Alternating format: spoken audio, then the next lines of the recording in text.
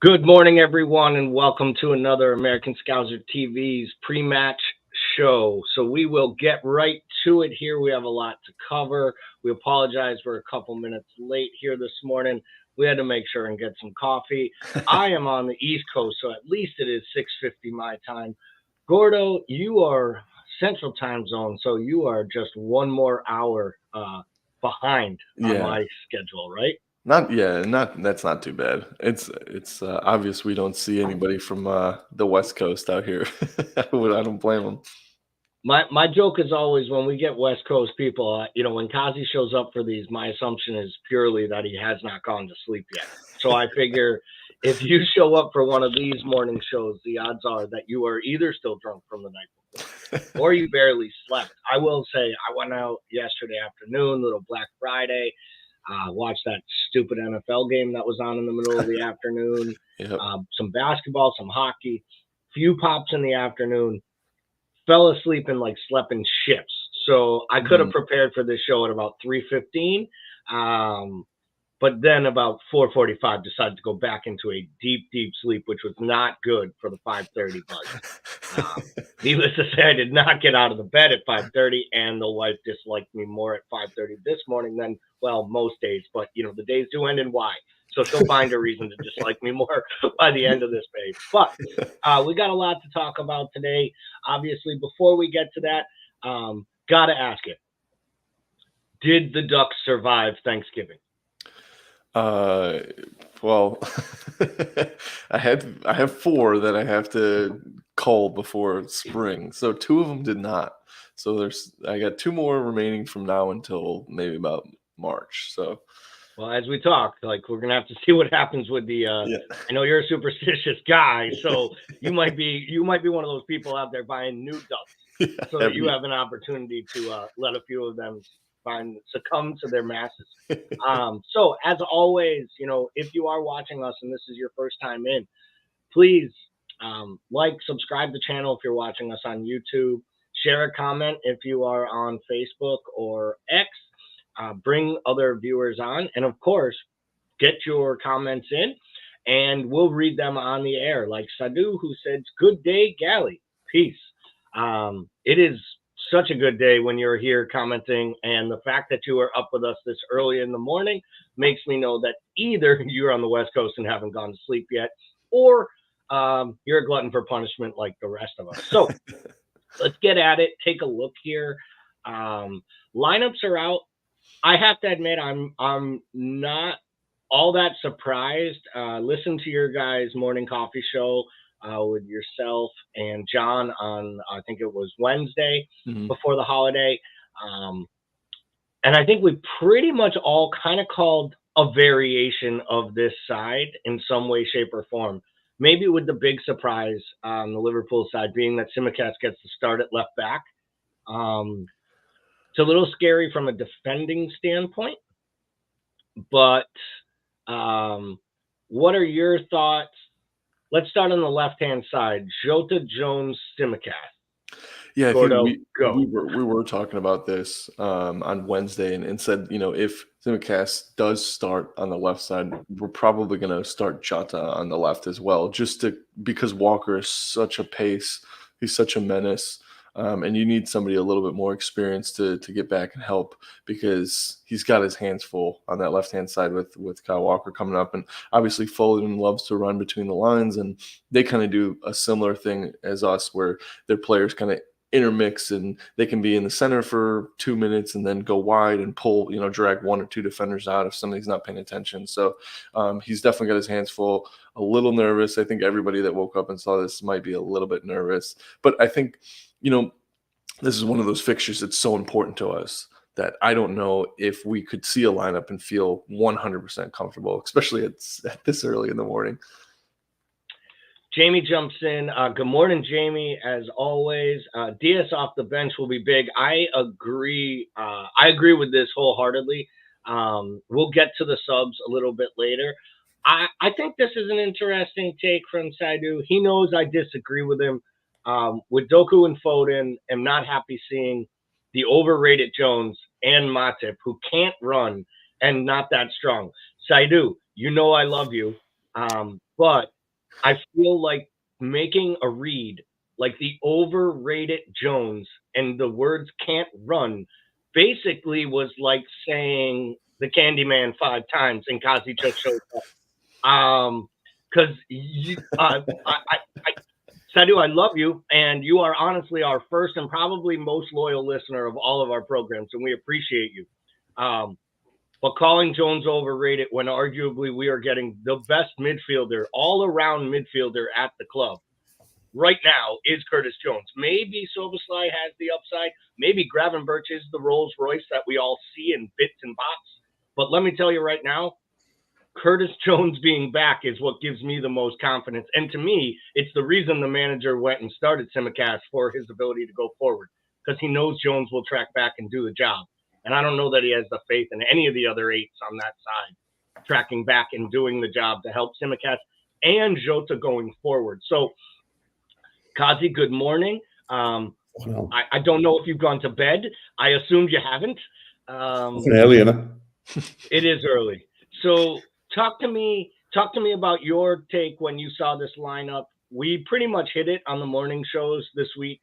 Almost the exact lineup. I think there were some questions over Simicast and Gomez, maybe. And that had a lot to do with Jones being fit. How stoked are you to see Jones back in there and comfortable with McAllister at the 6 in this match? I don't know anymore, to be honest, with the McAllister thing. I have no idea. But in terms of Jones, mate, he's Liverpool's best midfielder. It just is. And he's Liverpool's most important midfielder. And clearly the manager feels that way, because as soon as he's fit, he plays every game.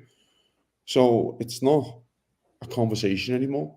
The guy proved it towards the end of last year when we were absolutely diabolical. He brings him in, starts him every game, and we Liverpool go on a winning streak to basically not embarrass ourselves towards the season. Liverpool finished 5th instead of 10th, which we probably would have finished. So, and he was Liverpool's best player. He's probably Liverpool's one of the most, in terms of goal threat, up there with Szoboszlai, in terms of a goal threat from midfield. The lad loves a goal, which is important for Liverpool as well. He doesn't lose the ball, which is key for any midfielder. Do not lose the ball, and that's why the manager plays him every week. And he also does it because he can trust them. And he can trust them in big games. I always go back to the game a couple of years ago when Salah went in the 2-2 game, when Salah just done the best goal you'll ever see. And he was unbelievable that day. He started that day and he was excellent. If you actually watch the goal back, Jones gives him the ball. I'm not counting that as a Jones assist, far from it, by the way. But yeah, it's brilliant, mate. I am happy with the team, to be honest. And my thoughts on Núñez are quite well known. But in this kind of game, I suppose, if you want to push them back a little bit and just get someone to cheat a bit, I call it cheating, really. Just stand 10 yards further forward when you shouldn't really. Then Núñez probably is that guy. It gives them a bit more to worry about. But yeah, super pleased with the team. Yeah, Gordo, when we look at the defense, Sir Z jumps in, another West Coast guy who I'm pretty sure didn't go to sleep or has just got an alarm clock that's a lot stronger than mine, including the cough. Virgil and Matip are our best defensive combo. Jones is not overrated. He's the genie reincarnated. Might be better. I just think I think we're probably overlooking how well Virgil's played over the last month. Because he had some of those. Oh, Millie's joining the pod. Good morning, Millie. This is Millie. And on that note, Millie, you are up extra early. The alarm clock, the second alarm clock woke up. The most important alarm clock. Most important alarm clock. So on that note, please. I'm making sure mine's still asleep. What? Do you want to have this one? Right, boys. I'll let this go. Have a good one. See ya. Bye, Kazi. Enjoy the match, buddy. Cheers, boys. That's how you know it's a really early one. When we're waking up children across the country, coast to coast. And let me tell you, the last thing any kid wants to do is wake up to my voice, which is probably why I don't have any. So if we look at that defense, Virgil, Matip, I'm fine with the starts. I understand it. Who are you? Where do you have the most trepidation? What part of that attack from City? Is Is it Akanji and Rodri kind of bossing the midfield around? Is it us making those big passes through the lines, or is it that, five-pronged attack that they have that are really, really class across the entire front five? Yeah, it's got to be that combination of the top. They run through lines. They're all great on the ball. They can all take a man on. They know where to find a space. The Doku, he's really impressed me this year. I think that could be a little dangerous, especially if Alexander Arnold is, I'll use Kazi's word, of cheating a little bit and playing more of that midfielder role that he likes to do, where he slots in. That'll leave a big gap. Salah doesn't. He's been much better this year, but he doesn't really like to get back. So it might give Matip a real headache over there. But he's been phenomenal. So I'm a little worried about the both wings basically, and then obviously Holland up top. He doesn't score many pretty goals, but he doesn't have to when they put the ball inside the 6-yard box for him to knock the ball in. Yeah, I think Holland gets a knock that he, doesn't do much except score goals, except for his job is to just score bleeping goals, and he does it. Yep. And I also think that though he scores bunches against bad teams, he has struggled in some of the bigger fixtures, especially in England. Sadu earlier was asking, Matip can't run. Jamie kind of laughed that off. And I kind of understand what he's saying. Do you think he and Arnold can get caught out, I believe, by Doku when he starts running from that side? And that would be my one concern. My second concern might be bringing this guy in, but we're going to bring him in. We're going to bring him in anyways. Good morning, Maka. How are you doing, my friend? That's a big. I'm half asleep. This half. Only half asleep. That's this half. That basically means that you're going to have 50% more coherent points than I have, and I'm hosting the thing. But with Matip starting here, we've talked about it in the past. Matip probably the better defender and moving the ball forward, making a quick outlet pass, carrying the ball forward. Are we asking for a little bit of disaster, a recipe for disaster with someone with Doku's pace, getting in behind Trent, knowing Matip's the one there and not having Konate's closing speed to help out in that? Yeah, possibly. But I also think it's two sides of a coin in that we're probably looking to play really in the transitions today more than we usually would. I think it's going to be important that when we get the ball, that we hit them hard and fast. And Matip is the best player for that. We know Konate can do that, but I don't think anybody does it as well as Matip does. But yeah, that is a concern. But it's always a concern. It doesn't really matter who we're playing. It just happens to be that City's more dangerous than everybody else. But at the same time, I think I just saw like a TikTok clip thing of I think it was like Neville and Carter and all that, and Ian Wright. That's what I was in. It was Ian Wright, and Ian Wright's point was basically that you can kind of mitigate a lot of things from Liverpool's defensive frailties because Alisson is so fantastic at the back. We can't rely on him all the time. Like, it's not fair on the lad, but that might be the get out clause for us in that sense. But I do think it's a concern. But on the other hand, we may see a lot more smoother transitions with the ball when we do win it from the back. Because I mean, I'm looking at City's bench. I'm not seeing any match winners on it. So it could be a thing where we're trying to hit them hard and then make it that Pep has to look at his bench and go, how am I going to change this? Yeah, and I think that's a really good point. Saidu can't get off this point. I get it, but we read them all, right? We bring them all up on the screen, right, wrong, or indifferent, or just ludicrous. We shall see. I never trust Matip, Gomez, and Jones. I never trusted those three guys either, other than that time that they won every single trophy on offer over a 4-year period. That would be the only time I've trusted them either, like Champions League finals and League Cup finals, and also when we were playing for the Premier League title and we had it won by 60 points. About this time of the year, I don't know. It feels like a very easy argument. It's kind of like when people said Henderson didn't offer anything except for a sideways pass. But then when he'd do something like be a great leader on the pitch, they'd be like, but that's what he's here for. It's those intangible items. Like you can have skills and have qualities that don't translate to stats. And I think that's the problem. Unless you go deep in Jones's locker of statistics, all you have to do, in my opinion, is use the eye test of what it looked like before last season's run of matches, which was a guy who tried to do too much on the ball and overthought things and put himself in positions to make mistakes. And he not only changed that, like got rid of the mental errors, he also, to Kazi's point, he just stopped turning the ball over. And when you don't give the ball away, you can be trusted basically everywhere on the pitch, which is the part I don't understand. Like, I was someone who used to say the words, get 35 million pounds for him. He's just Ryan Brewster in the midfield. If he was Scouse, if he was anything but Scouse, if he was Scottish, we'd all call him a bum, right? Like, it was like all these stories. And then I had to be like, raise your hand and act like an idiot because you were one. And I think that's what happens at times. But let's take a look at those benches, because it's funny you say this, Maka. And Paul, in our Monday night podcast, has been talking about this for a while, that though City may still have the best 11 in the Premier League, they no longer have the best squad.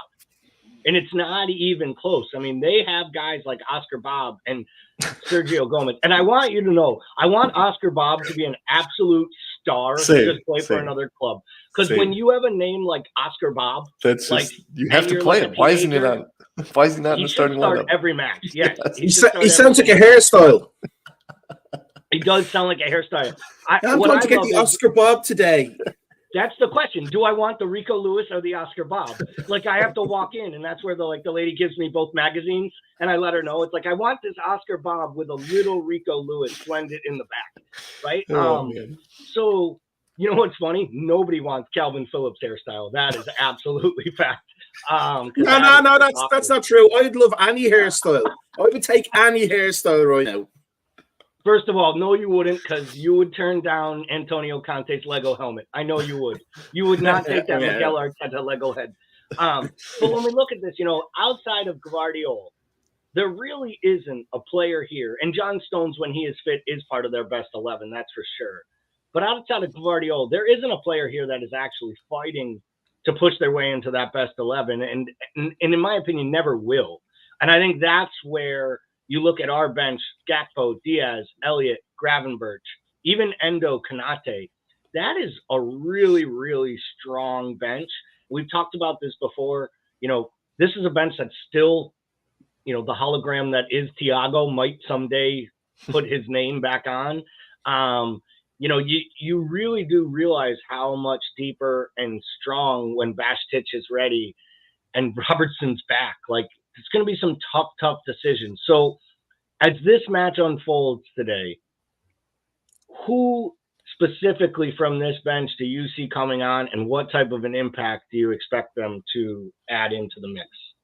We'll start with you, Maka, on that one. I think the obvious one for me is Diaz.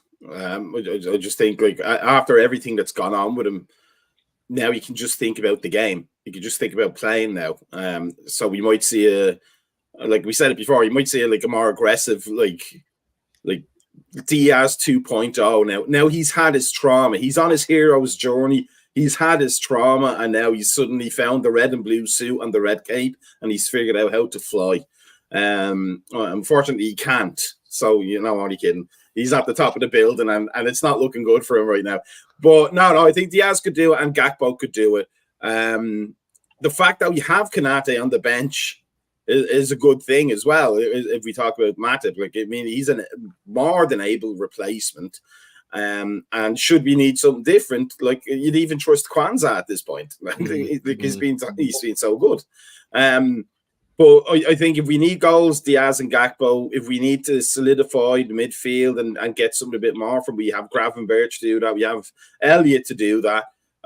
We have options. That's what's encouraging me about this game. If it's a tight game, I think we have the options to do it. If Klopp can be brave enough to make changes when they need to be made, rather than on a 60th minute and the 75th minute by German precision timing.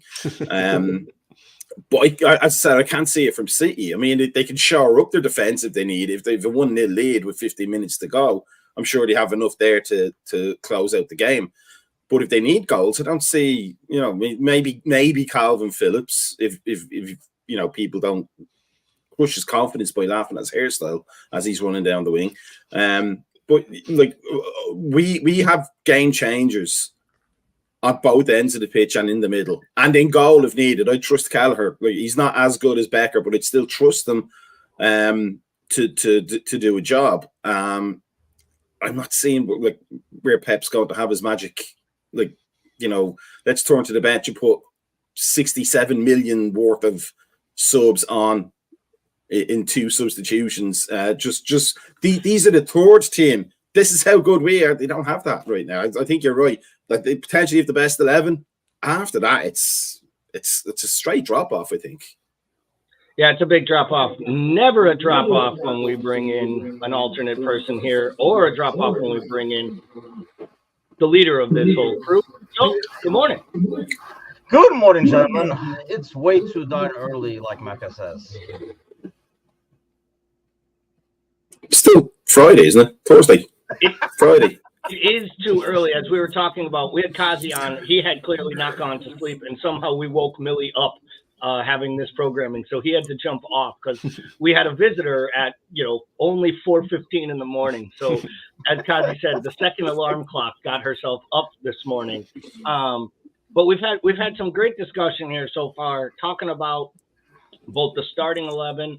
I mentioned how Wednesday morning I listened to you guys for a while, and we almost hit the starting 11 between the comments. Only real surprise, Tsimikas in for not making the bench or not starting was Gomez. Tsimikas starts at left back, and maybe Jones just kind of getting through all the injury concerns and getting the start in that number 8 position on the left-hand side of the midfield. Do you think that had something to do with Klopp's decision to start Tsimikas because he could trust Jones doing the job in front of him? Or do you think this is more about Klopp knows the best way to go at City is to hit him on the counter, and he wants Tsimikas' final ball on the pitch, try to help create some of those chances early? Yeah, I think it's more of the latter. I think we talked about it on Wednesday too, right? We were like, hey, Gomez would make you feel a lot safer defensively. Because I think that's one thing that's making me over nervous this game is normally you kind of worry about the right-hand side. Now I'm worried about both sides, and this is a team in City that likes to go to the end line and cross the ball in and stuff like that, make those overlapping runs. But at the same time, we also talked about how Chelsea did well against them and why we have done well against City, which is you go at them, and that's when they're most vulnerable. And if you're going to go at them as opposed to playing it safe defensively, it does make more sense to start Costas over Gomez. Yeah, and I also see it, on another level that if you were to have a perfect storm, like you get an early goal or you score in the first half and you take the lead, I think Gomez allows you to make tactical changes by bringing him in and to shore up the defense and kind of see out a match. This could be a match where we're chasing a goal or we're trying to go for a win and it's a draw and we're bringing in the attacking threats. This also could be a match where we actually get a lead and we're bringing on Kanate, Gomez, and Endo to see the thing out. Yeah. Because let's be honest, you don't go against City and think that your 1-goal lead is enough. You got to get a second goal, and you have to be prepared to defend against the 2 to 3 they can score in the final 10 minutes. But I do agree, not only that Oscar Bob sounds like a really, really fancy hairstyle, and we should probably get that thing trending somewhere across Europe. But I also think that they will be worried if it's 0-0 or 1-1 going late and they need to make changes because there isn't a match winner they can bring in. I mean, they're literally going to John Stones and potentially Calvin Phillips, Bob, Rico Lewis. These guys are young kids. They're unproven. So it'll be interesting there. Pep will use that to whine to spend another $200 million in January, probably. So this was one topic I thought we might avoid, but as I mentioned earlier, you put it in the comments and it's not blasphemous. We will read it. And even if it is blasphemous, if it's funny or it's about killing ducks, I'll probably read it as well. Anyone else worried about the ref? He's from Manchester, and his brother is a Man City season ticket holder. So I think I've made my stance clear on the Monday podcast and some of my other things. I get overly uncomfortable with the amount of time we spend talking about officials and being wronged and being cheated against. I'm not saying that there aren't some agendas, but I think, I think Klopp spends too much time talking about these lunchtime kickoffs, and then I think sometimes it permeates and get in players' heads. I think when you give professional athletes excuses, they use them, whether they want to or not. I just think it's human nature. That was I've used it before in here. Bill Parcells' famous quote: "If you give an athlete an excuse, they will use it." So you just can't. And I think we as supporters, we get caught up into it as well. If every one of the match day officials that are assigned to our matches weren't allowed to ref for a reason that a Liverpool supporter believes, we would literally have like junior high school girls varsity refs from America doing games. Because I've heard a reason for every rep in Europe had something against Liverpool, whether it's in Europe, whether it's in England. So, Gordo, how far do you allow the refs to get into your mind? Do you think it really has any bearing on the outcome of the match? And is there any way that it could be a positive that so many people think that we're going to get cheated each and every time we go out on the pitch? Well, it gives us a great excuse when it goes wrong, right? It's like setting yourself up for failure. It's like, well, obviously we use them. But I was with you in saying that, we probably put too much onus on that kind of stuff, like creating a boogeyman before there was a boogeyman. Until I read earlier this year, Tompkin Times, he released a free article on his Substack. And it was about, he went deep into the stats of looking at the referees from Liverpool games, and then even broke it out into refs that ref us that are from Manchester and not from Manchester. And the stats are wildly against us. And when he looks at the other big six teams, if you want to call them that, and in comparison, and it does kind of seem like there's an agenda. Now, obviously, he starts the articles off saying, I'm extremely biased. But looking at this number, he says there's enough evidence here for someone else that's not biased to look into these stats. And until I read that article, I was on your side, and now I lean a little bit more like, maybe there is something here. It would be nice, like most of the Liverpool or the refs that support Liverpool or live in Liverpool do not ref Liverpool games. But for some reason, the Manchester refs are like, oh yeah, we'll take the City game, we'll take the United game. So it is kind of weird to see that. Sir Z says the refs are living rent-free in my head, especially Paul Tierney, which I completely understand. And I will just say to you, Gordo, it is always better to be on the opposite side of the aisle than me on any stance, whether it's political, an argument with my wife, a stance on a player. So if you can find a reason to not side with me, it's usually a good place to be. It's like, even like the side of the street. Like I'm on the side of the street where not only it rains, like if the bus careens off the street, it's probably happening on that side. It doesn't really matter. Ryan says where there's smoke, there's a fire. Oftentimes that is the case. But again, I just feel like, yes, there's a fire, but like, what do we do with that fire, right? So, Tamuchin, do they use it? Can the players galvanize themselves against something like this? Or is it just too consistent? And if it was something that you could use, you would probably use it like every freaking week, right? Because it's possibly there. And I understand that, like, there's smoke, but I just hate using it as a prequel to go into every freaking game and, have like an excuse, not even in your pocket, but it's halfway sticking out. So you're like, oh yeah, here you go. Like anytime something goes wrong. I mean, yeah, if we watch the game and there's something like terribly wrong, yes, like, we'll call it out and we'll call out the decision and everything. But I just feel like whenever we do this, same thing with like the early games, blah, blah, blah, it just never works in our favor. This team is not really geared for that and does not take that well. I think you can prepare your team for it and say, hey, this is what could happen. We got to react this way. But I don't think going into the game, they're like, let's go show Paul Tierney and all the other Manchester refs. Like they just hit the field like that. But I think you can prepare yourself knowing, hey, you're probably not going to get your way, so you have to work twice as hard.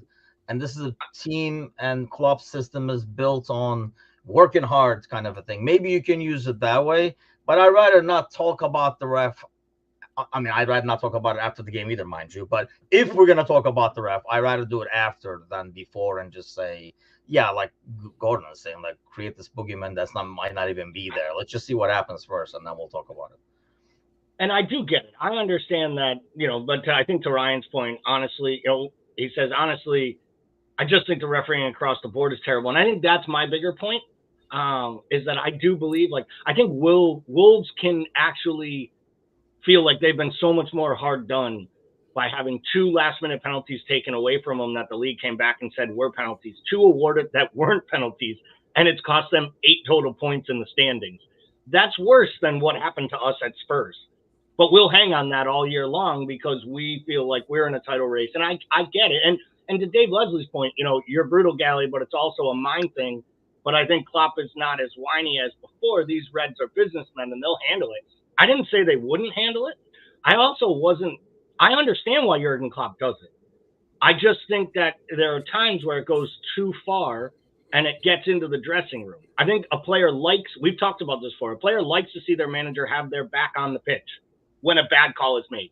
I think when you start preparing for bad calls or for not understanding refereeing assignments, you start to play into this minutia that either people are out to get us or that they have an actual advantage before the game starts. And to me, that's what I hate. That's the part that I think you were saying there. So only a couple minutes left here. Great show by everyone. Thank you to all of our listeners who got up extra early today and all the comments.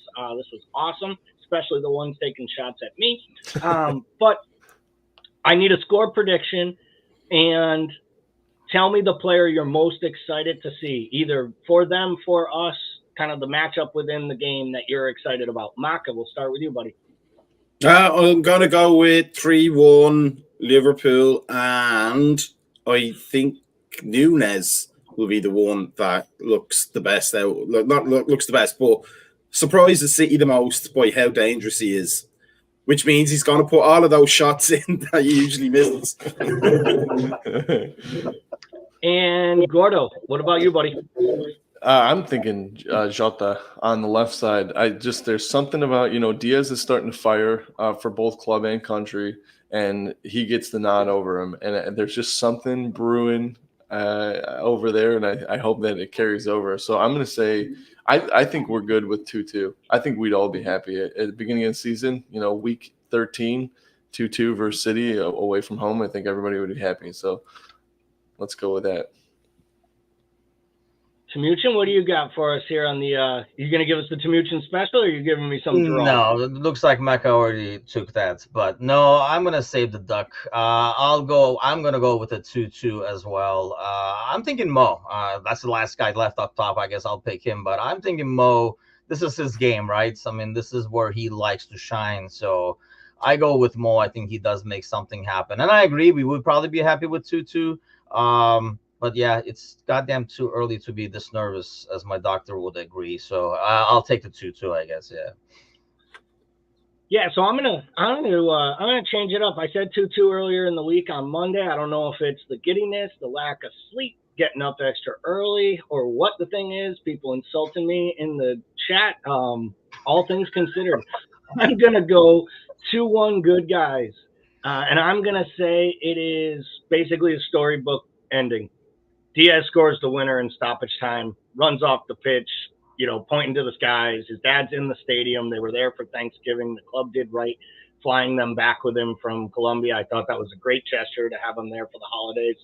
So yeah, Diaz. I just want to point out, it's not a holiday over there. It doesn't matter. It was for it. It is for them. That's why they had him back. So I do appreciate that, Maka. I do know. I'm only saying that because you don't know how many people ask me as a foreigner, do you have Thanksgiving in your country? That's just dumb. I mean, that's right up there with that is pretty much right up there with Dave Leslie's last comment. I figured that this actually was Dave saying, Gally, great. He's stunned into silence by that.